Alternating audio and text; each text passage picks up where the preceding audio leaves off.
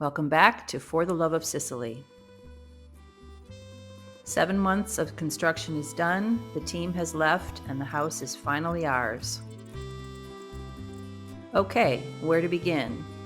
Well, first, the walls in each room needed to be swept to get all the construction dust off, then primed.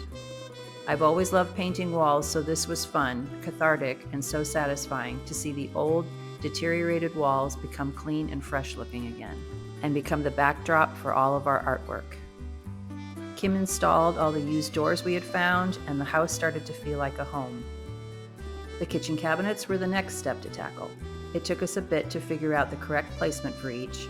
We were working with our friend's old cabinets that she kindly offered to us, and it was like a jigsaw puzzle, but in the end, they all fit. Once they were secured in place, we had measurements taken for the marble countertops. And the old adage of measure twice, cut once wasn't a phrase our craftsmen had heard of before. Unfortunately, the countertops needed some adjustments. But they look great and add to the rustic, old farmhouse kitchen look I was going for.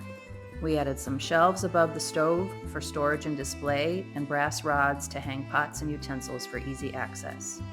And a neat old shelf for display, and since we won't have upper cabinets with under cabinet lighting, we put a small spotlight up there which helps with food prep.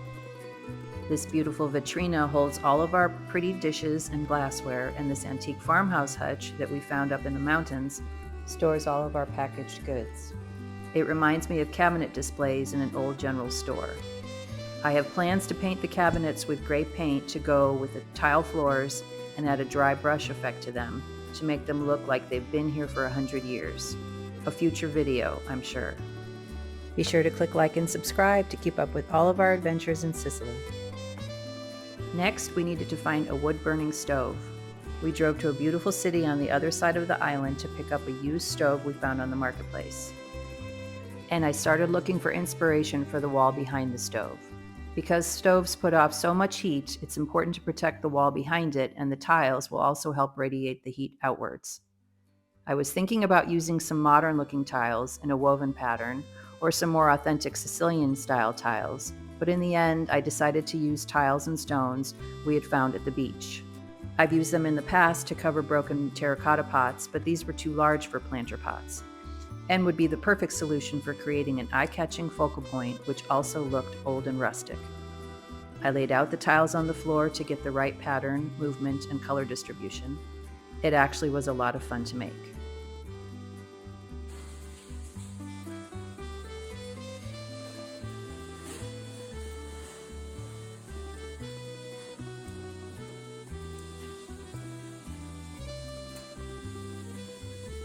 For the bathroom, we found a gorgeous antique dresser and turned it into a vanity with a marble top and modern sink.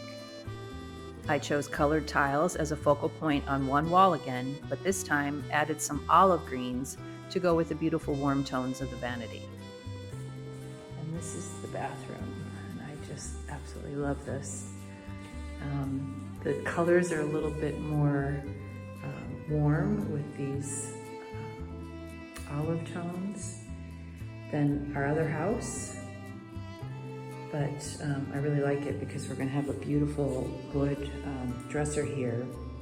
It has the vanity and it's got the most beautiful wood on it, and the warm tones are really going to work nicely with all of this. We installed a washer and dryer and used one of the cabinets that was here in the house when we bought it for extra storage. And I took the old medallions off the bottom and still have to repair the wood and paint something there, but haven't decided what to do yet.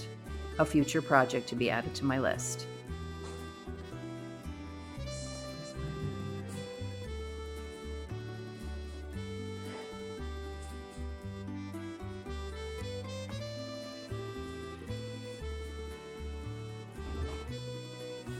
We slowly brought our furniture pieces in and figured out the best placement for each. I loved how the bookcases turned out at our first house and wanted to create a reading nook in one corner of this room. This time, however, I chose white bookshelves. All of the colorful book covers and trinkets really pop with the white backdrop.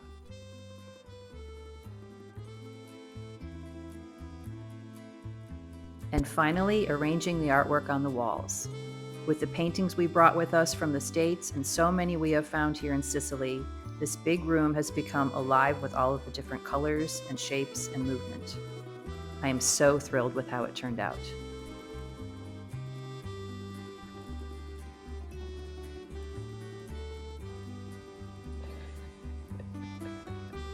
Our bedroom has also become a backdrop for more artwork, and the guest room art studio is still a work in progress. And the new bathroom off the master bedroom is still in its raw state. After living here for some time and experiencing the different seasons, we think that putting a closet in that space would not be a good idea.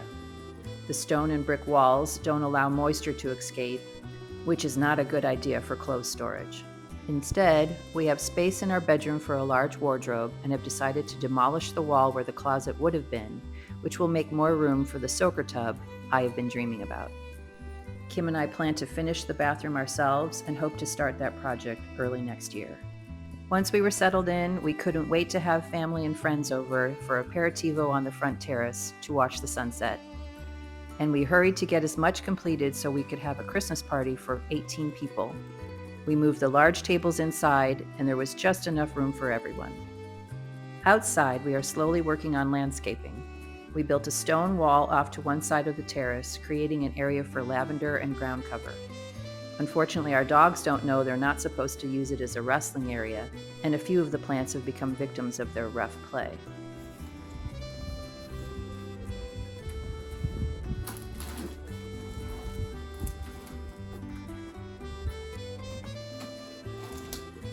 We had some really high winds a couple weeks ago, and this big guy was in a terracotta pot, and it fell over and broke the pot, and so I'm trying to find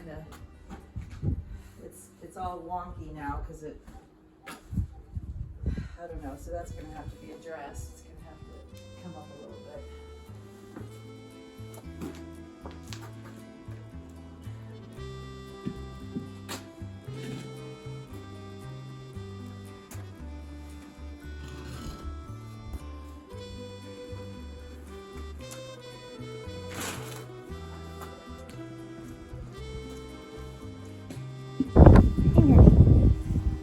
What do you think? Does it look better? The arches look so beautiful with all the potted plants framing the views, and I plan to clad the arches with stone next year, another project I'm looking forward to. So the work continues, but for now, we're just thankful that the major construction is finished and that old worn-out house in the country that we found a couple of years ago has become our warm, comfortable, and vibrant home. Next time, I'll show you the amazing transformation this house has taken in a one-take video tour. We hope you'll join us.